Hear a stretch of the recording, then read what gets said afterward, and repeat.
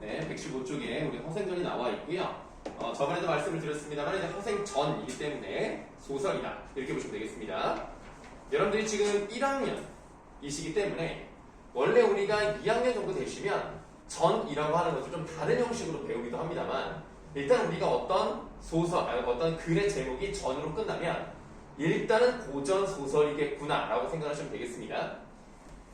홍길동전, 심청전 이것만 봐도 알 수가 있겠죠? 이 글은 크게 세 가지 부분으로 나뉜다고 생각하시면 되겠는데요. 맨 첫 번째 나와 있는 가나 문단은 허생이 비판의 대상입니다. 허생의 아내가 작가의 생각을 대변하고요. 그리고 허생은 경제적으로 무능력한 양반을 대표하기 때문에 이 허생이 비판의 대상이고요. 그리고 집을 나가고 나서는 조선 경제의 취약성이 또 비판적 대상입니다. 유통이 되지 않고요. 자급자족하고요. 해외 무역 안 되고요. 청나라의 공부를 배우려 하지 않고요. 이런 것들을 이제 비판을 합니다. 그래서 매점 매석과 독점 이런 것으로 경제를 좌지우지할 수 있는 그런 모습을 통해서 조선이라는 나라가 얼마나 형편없는 나라일까 이 얘기를 하고 있다 이렇게 생각하시면 되겠습니다. 자, 일단은 115쪽에 1번을 보시는데요. 자, 문제를 잘 보시면 여러분들 윗글에 이렇게 나와있지 않습니다. 이와 같은 글의 라고 되어 있어요. 이와 같은 글이라는 것은 이 글의 갈래를 물어보는 거죠. 다시 말씀드리면 고전 소설의 일반적 특징으로 적절하지 않은 것을 골라봐야 되겠습니다. 허생전과 관련이 없어도 고전 소설과 관련이 있으면 그건 맞는 거라는 거예요. 보기 2번을 보시면 비현실적이고 우연적인 사건이 자주 일어난다. 이 부분은 허생전에는 맞지 않는 설명입니다. 그러나 고전 소설의 일반적 특징 같은 경우에 해당할 수 있기 때문에 2번은 맞는 거고요.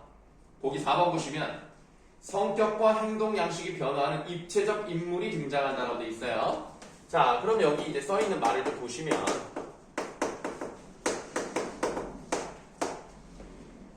초점 잘 잡히나요? 입체적 인물의 반대말이 뭘까요? 그렇죠. 평면적 인물이 되겠죠. 그러면 평면적 인물이라고 하는 것은 어떻게 생각하시면 되느냐 이런 것들이 중학교 때 배우셨을 건데 자, 요런 게 있어요. 요거를 태소가 있는 자리에서 보는 것과 민준이가 있는 자리에서 보는 것과 일단 네모나타는 것은 변하지 않습니다. 평면이라는 것은 자, 시간의 흐름이 이쪽부터라면 시간의 흐름이 쭉 지나가요. 쭉 지나가면서 이 등장인물의 성격이 변하지 않으면 평면이다. 저기에 있으나 여기에 있으나 똑같이 보인다는 것은 쉽게 말하면 착한 놈은 계속 착하고 못된 놈은 계속 못된 거죠. 고전소설은 보통 그렇습니다. 그래서 대표적으로 흥부 같은 애들이 처음부터 끝까지 착하기 때문에 평면적 인물이다. 이렇게 보시면 되겠습니다. 그럼 입체적 인물이라는 건 뭐냐? 예를 들어서 뭐가 이렇게 딱 있어요. 자, 이렇게 생긴 입체가 있단 말이야. 그럼 얘를 저쪽에서 볼 때와 이쪽에서 볼 때가 다르게 생겼다는 거죠. 이런 것들이 바로 입체적 인물이고요. 시간의 흐름에 따라서 행동 양식이라든가 성격 이런 것들이 변하는 것을 입체적 인물이라고 합니다. 고전 소설은 둘 중에 뭐가 더 많죠? 평면적 인물이 대다수다. 이렇게 보시면 되겠습니다. 그래서 1번의 답은 4번이죠. 2번은 3번이고요. 자, 물질 만능주의적 사고관을 지닌 것이 아니고요. 생계를 유지하기 위한 최소한의 요구를 하고 있다고 생각하시면 되겠습니다. 3번의 과거, 4번의 5번 넘어가시고요. 117쪽 1번의 5번 그 다음에 2번 같은 경우를 보시면 구체적 의미라는 게 나와 있습니다. 이것은 이 당시의 시대상이라든가 아니면 이 글에 나타나 있는 개별적인 이야기를 찾아내라는 거고요. 보편적 의미라는 것은 시대를 뛰어넘고 지역을 뛰어넘어도 누구나 다 그렇게 해석해 볼 수 있는 것으로 의미를 찾아봐라 이런 얘기인데요. 답 4번이고요. 3번에 5번 4번에 빈, 띄고 섬이죠. 어절이기 때문에 띄어쓰기 단위가 일치한다라고 생각하시면 되겠고 요즘은 잘 안 나오는 추세이긴 한데요. 여러분들이 고등학교 올라가셨으니까 이제 문제가 학교마다 다르긴 합니다. 물론 이제 객관식은 나오고 그 다음에 이제 서술형이라든가 단답형이라는 게 나오는데 서술형이 나올지 나오지 않을지는 매년 달라지기 때문에 뭐라고 말씀드리기 어렵습니다만은 나오는 편이다 이렇게 말씀을 드릴게요. 그래서 조건을 주죠. 근데 이렇게 이제 뭐 몇 어절 이런 식으로 요즘은 잘 안 나옵니다. 그냥 이제 키워드가 들어가게 문장을 문법에 맞게 자연스럽게 쓰면 되는 방식으로 가는데요. 어쨌든 이 어절이라는 거 좀 기억을 해두시고요. 띄어쓰기 한번 하면 되겠습니다. 음절은 이제 글자 수와 일치한다 이렇게 생각하시면 되겠고요. 119쪽 1번에 4번, 2번에 3번, 3번에 A는 독점 또는 매점, 매석을 쓰시면 되겠고요. B는 가격 상승을 유도한다. 가격 상승. 자, 121쪽입니다. 1번 적절하지 않은 것을 골라보라 그랬어요. 답은 5번입니다. 이것은 뭐냐면 북벌론을 주창을 한단 말이죠. 북벌론을 주창한다는 것은 청나라를 배척하고 명나라와 친하게 지내겠다는 친명, 배척, 정책과 연결되는 건데요. 임진왜란 때 우리나라를 도와줬던 명나라 후손들에게 잘해줘야 되는 것이 바로 북벌론과 하나의 궤에 있단 말이에요. 그렇게 같은 연장선이라고 보시면 되겠는데 그 사람들에게 제대로 해주지 않는다는 것은 기득권을 철폐하지 않겠다. 가진 놈은 계속 갖고 그 사람들 힘들게 살더라도 우리는 도와주지 않겠다라는 모습이기 때문에 이런 점에서 북벌론의 허구성을 이야기하고 있는 부분이겠습니다. 그래서 5번이 답이 되겠고요. 2번의 답은 5번이고요. 3번의 답은 2번이 되겠습니다. 어생자는 여러분들 그래도 고등학생이라면 한 번쯤 배울만 합니다. 내용이 좀 재미가 없지만 박지원 소설, 박지원의 수필은 한 번쯤 볼만 하니까 우리가 공부를 좀 해놨다 이렇게 생각하시면 되겠고요. 일단은 한 끝은 이렇게 해보도록 하고 이따가 숙제로 나갈 거예요. 그러니까 그 부분은 이제 숙제로 해오시면 되는 거고요. 일단 프린트 나눠드리도록 하겠습니다.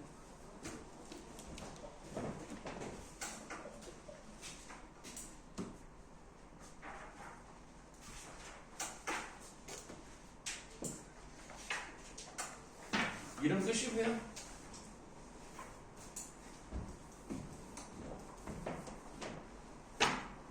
지금 시험 범위가 어디다라고 듣긴 들었는데 사실은 만약에 그렇게 나오면은 좀 적거든요. 그래서 아마도 추가가 되지 않을까 라고 생각을 합니다. 지금 들은 게 이제 자화상이나 최척전이면 시 하나, 그러니까 현대 시 하나, 고전 소설 하나, 그리고 의문의 변동. 조금 적거든요, 사실. 지금까지 이렇게 나온 적은 없기 때문에 추가가 되지 않을까요? 그럴 가능성이 있나요? 한글 맞춤법까지? 네, 알겠습니다.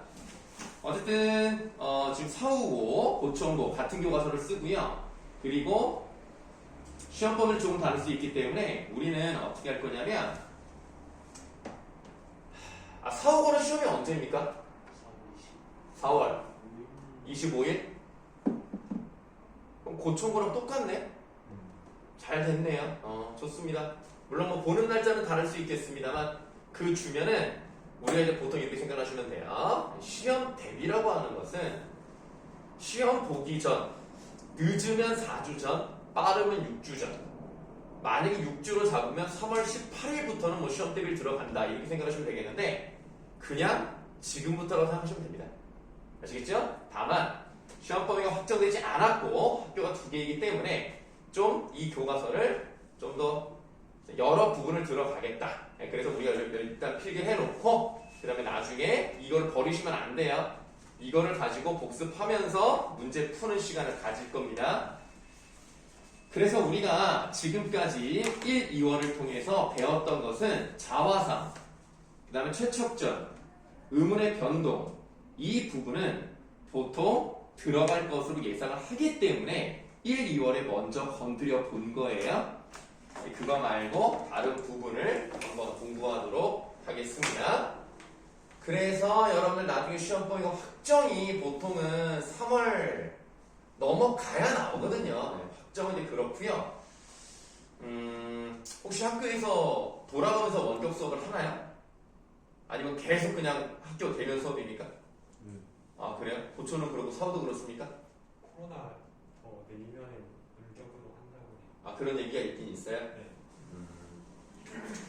그 선생님 아들은 중학생인데 한 주는 그러니까 오늘까지 까지 3일 남았잖아요. 3일 동안은 중1이 나가고 그 다음에 이틀은 중2가 나오고 그 다음 대통령 선거 다음에 또 이틀은 중3이 나오고 이렇게 좀 번갈아가면서 나가더라고요. 그래서 원격으로 나가든 대면을 하든 좀 어수선한 건 맞아요. 지금 현재 상황이 좀 어수선한데요. 4월 25일이면 비교적 빨리 보는 편입니다. 그래서 우리가 그 전에 아예 확실히 잡아놓고 그때 시험범위 들어가는 게 있으면 확실하게 더 한번 복습하고 일단 목표는 여러분들 물론 1등급이 나오면 좋습니다. 그건 뭐 당연히 말할 것도 없어요. 1등급이 나오면 좋은데 현실적으로 2등급 이상으로 할게요. 1등급은 조금 어려운 건 사실이니까 우리는 일단 2등급 이상은 나와야 한다 이렇게 생각을 하죠. 고천군은 한 학년이 몇 명인지 혹시 알아요? 340명? 오, 그럼 10반이 넘겠네? 오, 많네. 오, 그럼 4%면은 한 13등 안쪽으로 들어가야 되네요. 맞죠? 13등 안쪽. 사후고는 몇 명이에요? 380? 아니 이쪽은 왜 이렇게 애들이 많아? 아니 김포는 되게 잘 살아봐. 아니 애들이 이렇게 많아? 380이면은 4, 3, 12, 4, 8에 32야 15등 안에 들어야 되네. 1등급 받으려면 할 수 있겠어요? 아니 하면 돼. 선생님이랑 배운 학생들 중에서도 1등급이 나오고 했으니까 여러분들 열심히 하면 1등급 가능합니다만 쉽지는 않죠. 그래서 2등급 안에만 들어도 나는 일단은 충분하다. 일단 중간고사는 확실히 성적표가 나오는 건 아니지만 2등급. 그러니까 여러분들 안 틀리면 돼요. 한 2개 정도 틀리면 괜찮습니다. 그러면은 2등급 괜찮거든요. 물론 좀 어려우면 좀 낮아질 수 있지만 우리 한번 해보고요. 자, 일단은 여러분들 펴보시면 재미없는 내용이 나와 있어요. 일단 재미없지만 가보도록 하겠습니다. 자, 딱 보시면 뭐가 나왔냐면 신영복 교수의 당신이 나무를 더 사랑하는 까닭이라고 나와 있습니다. 일단 제목을 한번 보세요. 여러분들이 제목을 봤을 때 당신이 라고 되어 있기 때문에 이 글은 특정 누군가에게 글을 쓰는 느낌인가 보다. 제목을 보시면 알 수가 있죠. 그런데 첫 번째 문장을 읽어볼게요. 오늘은 당신이 가르쳐준 태백산맥 속의 소광리 소나무 숲에서 이 엽서를 띄웁니다. 그러면 이게 진짜로 엽서를 띄우는 건지 아닌지는 알 수 없지. 띄우는 걸 수도 있고 띄우는 형식으로 할 수도 있는 거예요. 그러면 니네 엽서가 뭔지는 아냐? 그러니까 엽서라는 거는 편지처럼 이렇게 봉투에 넣는 게 아니고 그 네모난 것 자체가 한쪽에는 그림이 있을 수 있고 한쪽에는 글을 써가지고 그냥 종이라서 다 보이는 봉투가 없는 그런 걸 엽서라고 하죠. 그냥 편지를 띄운다라고 생각을 해볼게요. 그러면 여기서 당신이 이제 누구를 의미하는 것인가를 한번 위에다가 써보도록 할게요. 그러니까 당신은 필자에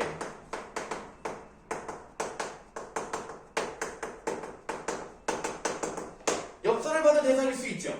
그러면 엽서를 받았다는 것은 결국 이 글을 읽는 사람 아니겠습니까? 그럼 이렇게도 말할 수 있겠네? 글을 읽는 대상이다. 이렇게 볼 수가 있겠네. 어렵지가 않아요. 그러면 정말 이 사람의 글을 직접 받았다면 필자와 가까운 사이일 수 있겠고요. 또는 자, 3월의 첫 번째 질문. 또는 누구라도 볼 수 있을까요?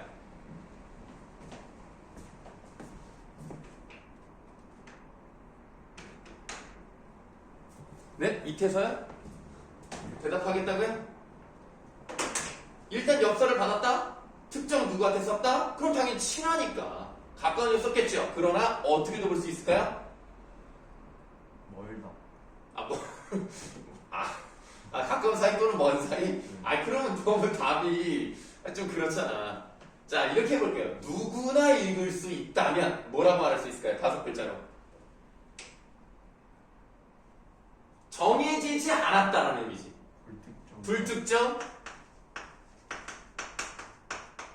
다수일 수도 있는 거죠. 그러니까 이 말은 정말 엽서를 썼거나 아니면 엽서의 형식으로 많은 사람들에게 보여주고 싶은 글일 수 있는 겁니다. 그 다음 아침 햇살이 빛나는 소나무 숲에 들어서니 당신이 사람보다 나무를 더 사랑하는 까닭을 알 것 같습니다. 그러면 당신이라는 사람은 나무를 더 사랑하는 사람이네. 자연 친화적인 사람인가? 이렇게 생각해 볼 수가 있겠어? 200년? 300년? 더러는 500년의 풍상을 겪은 소나무들이 골짜기에 가득합니다. 그 긴 세월을 온전히 바위 위에서 버티어 온 것에 이르러서는 차라리 경이었습니다. 바쁘게 뛰어다니는 우리들과는 달리 오직 네모하세요. 신발 한 켤레의 토지. 자, 이렇게 작은 따옴표가 되겠지요. 만약에 여러분들이 모의고사를 보신다고 했을 때 그 모의고사를 보시면 독서 지문이 있단 말이죠. 독서 지문에 이렇게 작은 따옴표가 되어 있다? 그러면 한 번쯤 표시하고 가는 게 좋겠어요. 왜냐하면 여기서는 이 작가가 신발 한 켤레의 토지라고 되어 있으니까 뭔가 이것을 비유하거나 상징이라든가 뭔가 좀 강조하겠다든가 뭐 이런 의미일 수 있겠죠? 그러면 이 소나무는요, 신발 한 켤레의 토지에 서서 이처럼 우람할 수 있다는 것이 충격이고 경이었습니다 라고 그랬어. 그럼 이게 무슨 말이야? 신발 한 켤레 토지라는 거.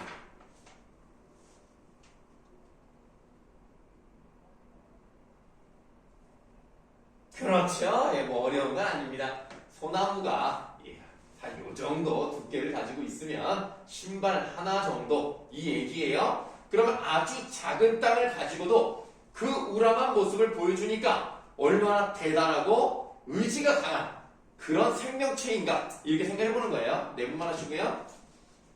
생각하면요, 소나무보다 앞에다 꼭 끼워주시고요. 소나무보다 훨씬 더 많은 것을 소비하면서도 무엇 하나 변변히 이루어내지 못하고 있는 나라고 돼 있네. 닫아보시면 지금 이 사람이 어디 있어요? 소강리 소나무 숲에 있어. 그런 광경을 봤어. 광경을 보고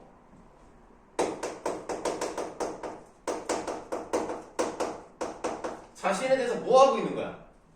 이 소나무는 신발 한 켤레의 토지를 가지고도 이렇게 우람한 모습을 보이고 있는데 사람들은 어때? 나는 어때? 아주 많은 것을 가지고 있는 것 같으면서도 변변히 이뤄내지 못하고 있다면 자신에서 뭘 하고 있는 거야? 두 글자로 성찰하고 있는 모습이에요.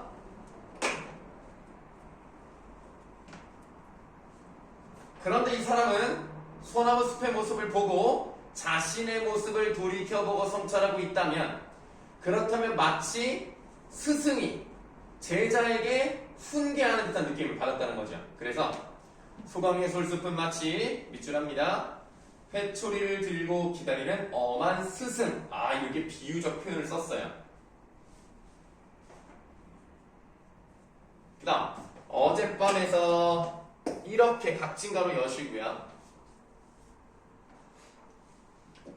어젯밤 별 한 개 쳐다볼 때마다 100원씩 내려던 당신의 말이 생각납니다. 닫으시면 이 글은 일방적으로 자신의 생각을 전달하는 방식으로 쓰지 않았어요. 당신이 이런 말을 했고요. 그리고 내가 그 말을 듣고 이렇게 얘기를 할 거란 말이야. 100원씩 내라는 것은 우리는 별을 볼 때 아무 돈을 들이지 않고 본단 말이에요. 공짜로 본단 말이죠. 그랬을 때 그러면 안 된다. 자연을 감상하는 것은 그만큼 가치가 있고 의미 있는 일이다 라는 말을 했다고 생각하시면 되겠는데, 그럼 지금 이 글은 당신이 독자잖아요. 자, 독자가 했던 말을, 이 글을 읽는 대상이 했던 말을 떠올린다는 것은 자기 혼자 일방적으로 얘기하는 것이 아니라 왔다 갔다 한다는 거죠. 그 그거 뭐라 그래요? 네 글자로. 독자가 뭘 했죠? 상호작용했죠. 이 상호작용을 하는 것을 고려해서 글을 썼구나라는 것을 짐작해 볼 수 있어요.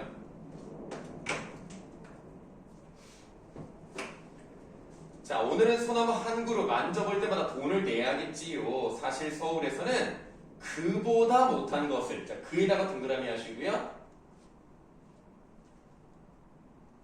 자, 민준아, 여기서 동그라미 친 그는 뭘 의미하는 것 같냐? 무엇을, 그보다 못한 것을, 그보다 비싼 값을 치르며 살아가고 있대요. 그가 뭐죠, 그럼? 소나무 또는 별, 이런 것들을 의미할 수 있겠지요.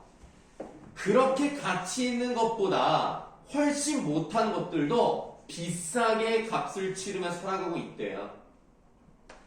언젠가 경복궁 공사 현장에 가본 적이 있습니다. 일제가 파괴하고 변형시킨 조선 정궁의 기본 궁제를 되찾는 일이 당연하다고 생각했습니다. 그러나 막상 오늘 이곳 소강리 소나무 숲에 와서는 그러한 생각을 반성하게 됩니다.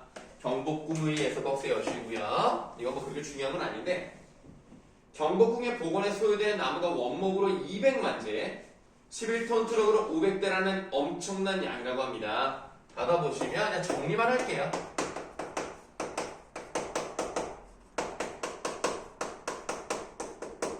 막대한 목재의 양이 들어갔고요. 이런 것은 자연을 고려하지 않은 정책이라고 보시면 되겠습니다. 물론 여러분들 그렇습니다. 경복궁을 다시 재건하는 거, 우리 민족 정기를 제대로 되살리는 거 물론 중요합니다. 맞죠? 뭐 이게 틀린 건 아닙니다. 이 사업은 어떻게 보면 추진이 돼야 돼요. 그러나 이 사람이 생각해 봤더니 당연한 것 같으면서도 이렇게 많은 소나무가 죽는다? 이거는 다시 한번 생각을 해봐야 되지 않느냐, 지금 얘기를 하는 거지. 소나무가 없어져 가고 있는 지금에 와서도 기어이 소나무로 복원한다는 것이 무리한 고집이라고 생각됩니다. 수많은 소나무들이 베어져 눕혀진 광경이라니 감히 상상할 수 없습니다. 그것은 이를테면 고난에 찬 몇백만 년의 세월을 잘라내는 것이나 마찬가지입니다. 해서 가두시면 이러한 정책에 대해서 어떤 생각을 가지고 있다? 비판적인 시각을 가지고 있죠.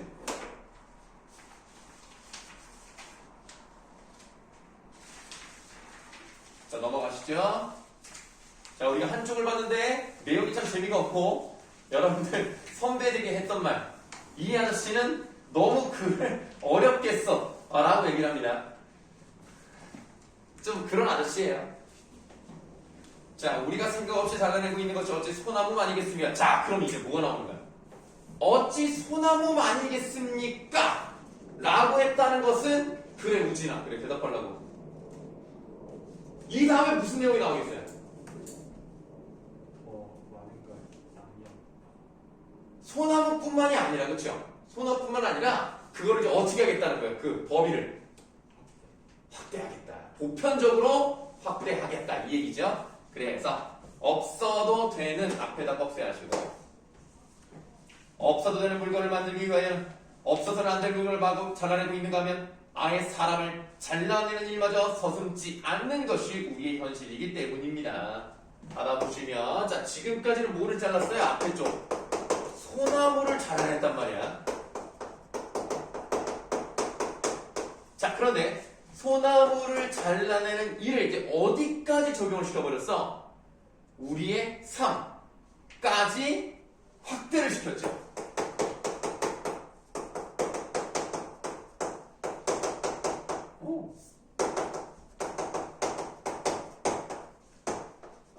확대 적용했다라는 거.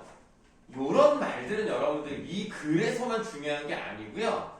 앞으로 여러분들이 어떤 글을 읽든지 이런 말들은 시험에 잘 나옵니다. 확대 적용했다라는 거. 그래서 구체적인 이야기에서 보편적인 이야기로 인식이 확장되었다라는 말과 같은 거예요. 이런 것도 좀 잘 기억해 주시고, 다음에 우리가 살고 있는 이 지구의 유일한 생산자는 식물이라던 당신의 말이 생각납니다. 계속 상호작용하고 있어요. 동물은 완벽한 소비자입니다. 그 중에서도 최대의 소비자가 바로 사람입니다. 사람들의 꺽쇠 여시고요. 사람들의 생산이란 고작 식물들이 만들어 놓은 것이나 땅속에 묻힌 것을 파내어 소비하는 것에 지나지 않습니다. 놔두시면 어렵지 않아요. 오, 잘못 썼네요. 소비.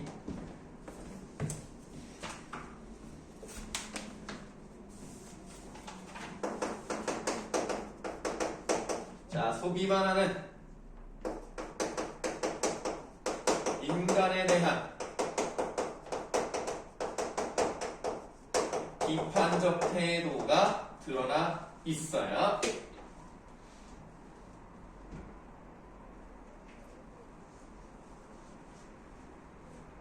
그러면 여러분들 쌀 안 쳐가지고 밥 해본 적 있어요? 밥솥에다가?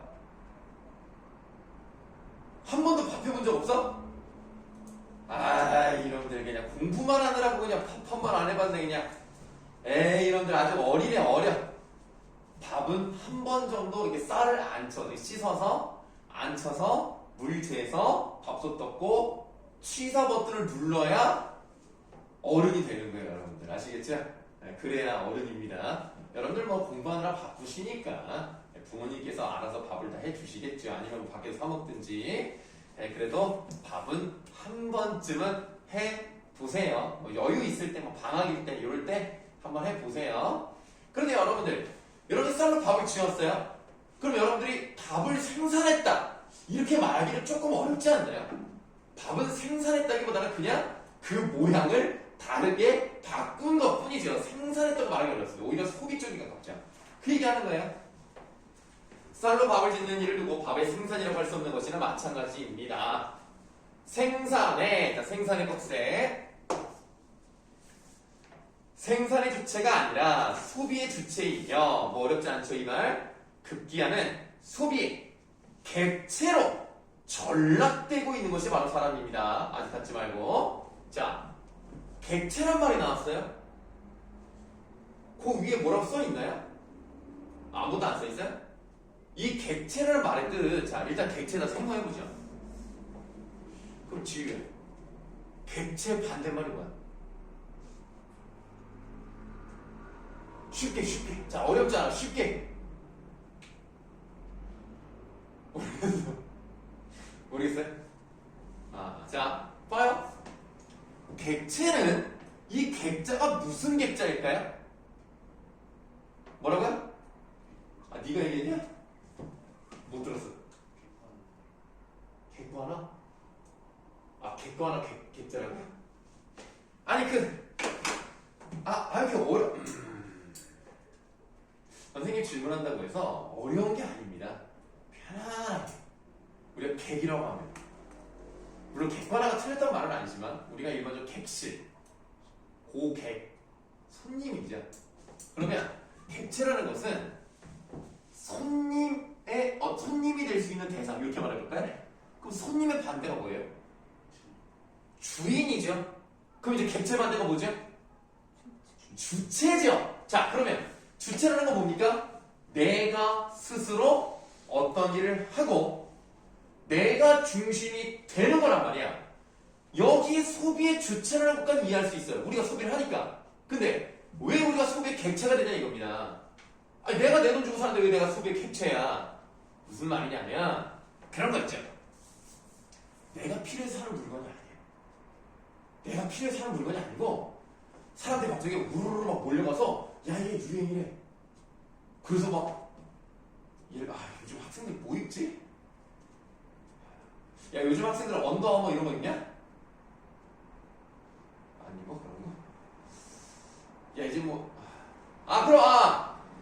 디스커버리 아니면 내셔널 지오그래픽 이런 거 안 입나? 좀 누가 반응 좀 해줘. 나 혼자 얘기해 맨날.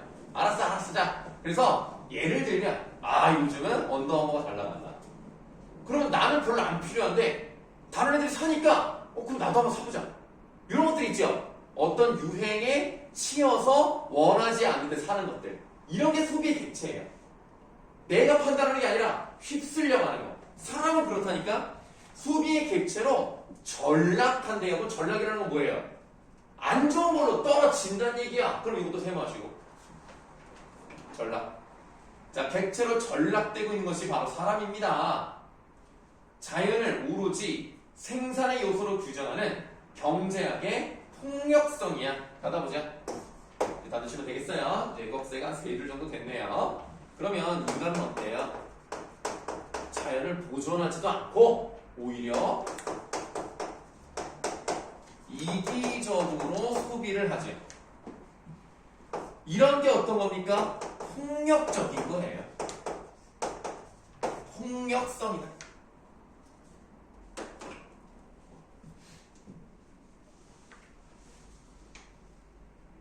그런 폭력성이 이 소강리에서만큼은 분명하게 부각되는 곳이 달리 없을 듯합니다. 여기를 오면 이 소나무를 보면 인간이 그동안 얼마나 이기적으로 소비를 했는지를 확실하게 알 수 있다. 3판 1의 뜻은 오른쪽에 나와 있습니다. 나무 베는 일인데요. 3판 1을 하는 사람들은 큰 나무를 베어낸 그루터기에 올라서지 않는 것이 불문율로 되어 있다고 합니다. 보세요. 요거 조금 다른 얘기인데요. 우리 불문율이란 말이 나왔어요. 불, 문. 요 한자 보니까 이거 불문이 뭐예요? 뭐가 아니죠? 문이 무슨 문자죠?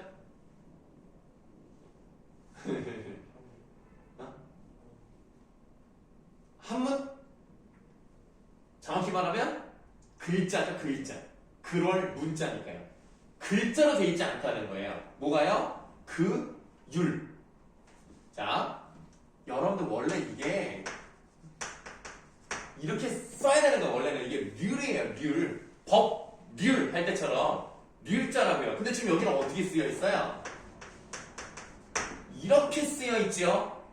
이게 틀린 게 아니고요. 자, 그냥 들으세요. 오늘 문법하는 건 아니지만 어차피 한글 맞춤법이라던가 의문의 변동 쪽에 들어갈 수 있는 건데요. 한자어에서 리얼, 률 이렇게 발음되는 것들 있잖아요. 원래 뭐 1리얼 이렇게 리얼 근데 그걸 열로 쓰죠 우리가. 리얼, 률 이렇게 써야 되는데 어떤 경우는 자 봐봐. 자, 드라마 시청률 뭐라고 써야 돼요? 률이에요? 률이에요? 률입니다. 그러면 여러분들 100분 다음엔 뭐예요? 율이죠? 무슨 차이가 있는지 아시겠어요? 똑같은 한자인데?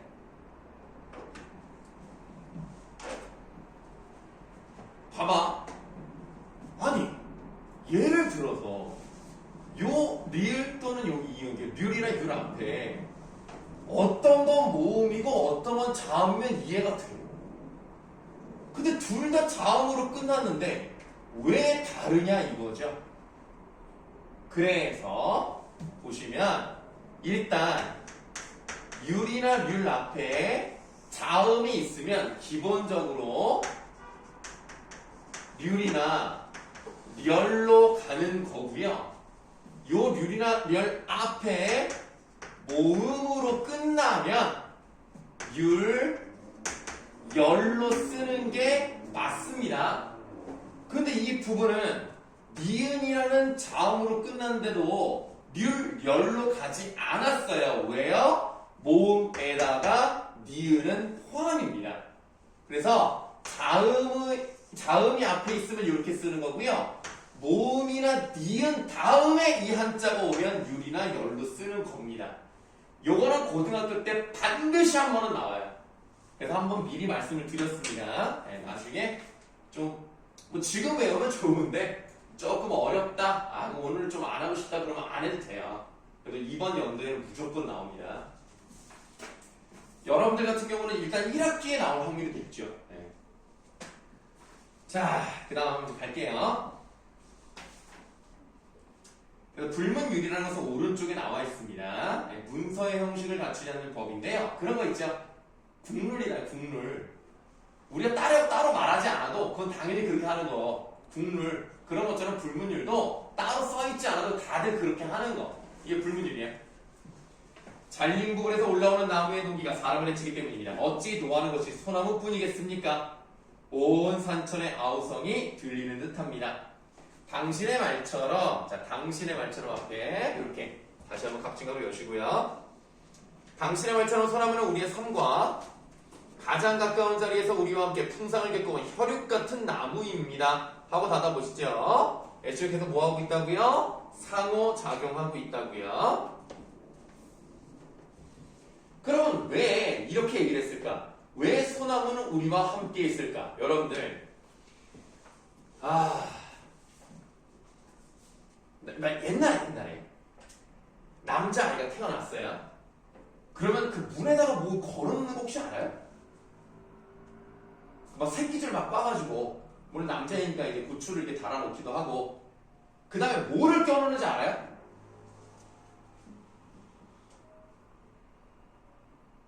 알겠습니다. 예. 소나무 가지를 껴놓기도 합니다. 그래서 나쁜 기운이 들어오지 못하게 한다 그래서 그걸 막는 줄이라서 금줄이라고 해요. 금줄.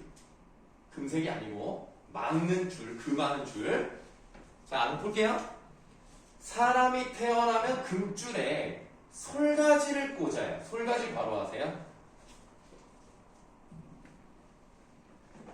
자, 솔가지를 꽂아 부정을 물리고 사람이 죽으면 소나무 관 속에 누워 솔밭에 묻힌대요. 자, 솔밭 바로 하세요. 자, 여러분들 관을 소나무로 만드는 경우가 있습니다. 그리고 솔밭에 묻히는 거는 뭐 사람의 선택이지만 이렇게 묻힐 수 있는 거죠. 자, 솔밭에 묻히는 것이 우리의 일생이라 했습니다. 그리고 그 무덤 속에 하늘 달래주는 것이 바로 은밀한 솔바람입니다. 솔바람도 바로 하세요. 이렇게 우리가 태어나서 죽을 때까지 언제나 소나무와 함께하기 때문에 이 소나무와 우리의 관계는 굉장히 긴밀하다라는 것을 예를 들어서 보여주고 있죠. 솔바람뿐이 아니라 솔빛, 솔향 등 어느 것 하나 우리의 정서 깊숙이 들어와 있지 않은 것이 없습니다. 더구나 이거 괜찮네. 밑줄에 봐. 소나무는 고전의 상징으로 우리의 정신을 지탱하는 기둥이래요. 여러분들, 소나무는 겨울에는 어때요? 푸르죠? 그리고 변하지 않습니다. 언제나 색깔이 똑같기 때문에 우리 예전의 선조들은 지조와 절개로서 소나무나 대나무, 국화, 매화 이런 것들을 좋아했어요. 그래서 이런 것들의 대표가 소나무이기 때문에 고전의 상징으로 우리의 정신을 지탱을 해왔고요. 그 다음 금강송의 고든 둥치에서뿐만 아니라 암석재 굳고 뒤틀린 나무에서도 우리는 고든 지조를 읽어낼 줄 압니다. 오늘날의 상품 미학과는 전혀 다른 미학을 우리는 일찍부터 가꾸어 놓고 있었습니다. 소나무의 모습을 통해서 지조와 절개를 느낄 수 있는 거야. 나는 문득 당신이 진정 사랑하는 것이 소나무가 아니라 소나무 같은 사람이라는 생각이 들었대요. 밑줄. 메마른 땅을 지키고 있는 수많은 사람들. 아까 우리가 소나무라는 것은 어렵고 힘들 때도 그것을 이겨내는, 시련을 이겨내는 그러한 존재라는 것을 얘기했어요. 그러면 여기서 메마른 땅을 짓고 있는 수많은 사람들은 어떻게 살아가고 있는 사람들인가? 우리 현대 사회는 문명이 상당히 발전이 돼 있다. 발달이 돼 있는데 그런 문명이라는 게 어때요? 사람을 객체로 만들어버리고 생산할 수 있는 식물을 계속 캐내고 자연을 파괴하고 그런 문명의 폭력성, 이런 문명의 폭력성을 견디며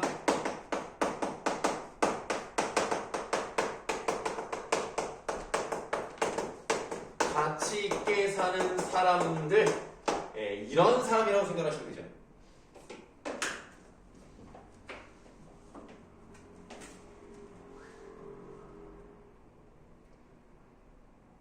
자, 그런 생각이 들었습니다. 문득 지금쯤 서울거리의 자동차 속에 앉아있을 당신을 생각했습니다. 그리고 외딴 섬에 갇혀 목말라 하는 남산의 소나무들을 생각했습니다. 남산에, 자, 각진가로 하세요. 남산의 소나무가 이제는 더 이상 살아남기를 포기하고 자손들이나 기르겠다는 신념으로 무수한 솔방울을 달고 있다는 당신의 이야기는 우리를 슬프게 합니다. 다도시고 계속 상호작용 가고 있죠. 이런 거예요. 살아남는다는 것은 점점 살고 있는 땅을 넓혀 나가는 겁니다. 그런데 이 남산의 소나무들이 자리가 없어요. 그러니까 더 퍼져나가지 못하니까 그러면 더 이상 살아남기는 어렵고 이 자리에서만이라도 솔방울을 많이 키워서 자손들이나 기르자 이렇게 살아간다고. 그 얘기를 들으니까 너무나 슬픈 거야. 더구나 그 솔방울들이 싹을 키울 땅마저 황폐해버렸다는 사실이 우리를 더욱 암담하게 합니다. 현대사회가 많이 황폐해졌다는 얘기죠. 그러나 그보다 더 무서운 것이 아카시아와 허렵수의 침습이라니 놀라지 않을 수 없습니다. 아카시아나 허렵수가 소나무가 더 이상 자라지 못하도록 막는 거예요. 걔네가 너무나 세기 때문에 걔네 생명이 더 세니까 소나무가 죽어나갑니다. 척박한 땅을 겨우겨우 가꾸어 놓으면 이에 다른 경쟁수들이 쳐들어와 소나무를 몰아내고 만다는 것입니다. 이줄 무한 경쟁의 비정한 논리가 뻗어오지 않는 것이 없습니다. 이게 자연에서도 이런 얘기, 이런 것들이 문제구나 라고 하는 이제 문제 제기를 하고 있는 거죠. 사람들만 경쟁하는 것이 아니라 자연에도 이렇게 경쟁을 한다는 게 마음이 아팠다는 얘기야. 나는 마치 꾸중 듣고 집 나오는 아이처럼 산을 나왔습니다. 솔방울 한 개를 주워들고 내려오면서 생각했습니다. 거인에게 잡아먹힌 소년이 솔방울을 손에 쥐고 있었기 때문에 다시 소생했다는 신화를 생각했습니다. 당신이 또 각진가로 하시고요. 당신이 나무를 사랑한다면 솔방울도 사랑해야 합니다. 무수한 솔방울들의 끈질긴 저력을 신뢰해야 합니다. 받으시면 여기 물론 상호작용하는 건데요. 그거 말고도 하나를 더 써보도록 하겠습니다. 지금 솔방울이라는 게 키워드로 나왔어요. 솔방울이라는 것은 미래 지향적인 거죠. 앞으로 더 자손을 퍼뜨릴 수 있는 그런 소재가 된단 말이야. 그럼 이 솔방울이라는 것을 어떻게 봤냐면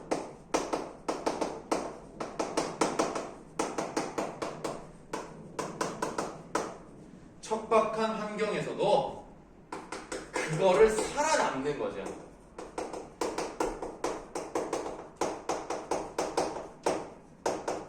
소생할 수 있는 저력, 이걸 보여주는 겁니다.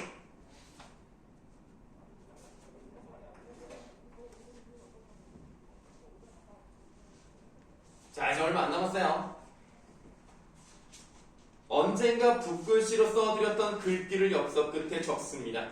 처음에는 자, 박스 여세요. 처음으로 새가 만들어졌을 때 세상에 모든 나무는 두려움에 떨었죠. 왜? 도끼를 만들어가지고 나무를 베어버릴 수 있으니까. 그러나 어느 생각 깊은 나무가 말했어요. 두려워할 것 없다. 우리들이 자료가 되어 주지 않는 한 새는 결코 우리를 해칠 수 없는 겁니다. 받으시면 그렇죠? 물론 지금은 도끼가 일체형으로 나와가지고 다 새일 수 있어. 그러나 뭐 톱도 나왔죠. 그러나 새라는 게 있다고 하더라도요. 나무가 자루가 되지 못하면 잡을 수가 없으니까 도끼를 칠 수가 없는 거야. 이 말이 무엇을 의미하느냐? 아까 그랬잖아요. 지금 인간의 삶에 확대 적용한다는 쪽에서 이 이야기는 단순히 소나무에 대한 이야기가 아니겠구나. 그럼 인간은 어때요? 자, 소나무 입장에서 도끼는 자기를 해치는 거예요. 여기서 인간도 문명의 폭력성에 많이 당하고 있는 거예요. 이런 것을 우리가 주체성을 가지고 이겨낼 수 있다면 우리도 해낼 수 있다. 이 얘기야.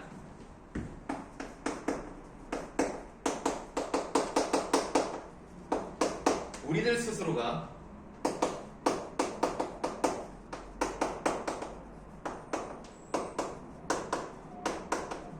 문명의 폭력성을 휘두르는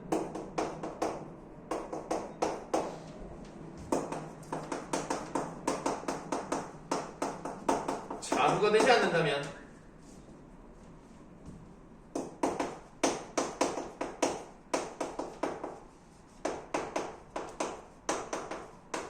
문명의 폭력성이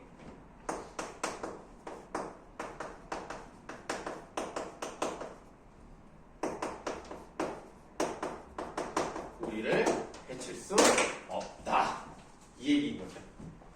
우리가 주체성을 가지고 인간답게 살아가면 문명의 폭력성이 있다 하더라도 우리는 이겨낼 수 있는 거예요. 스스로를 해치지 못하게 만들면 되는 겁니다.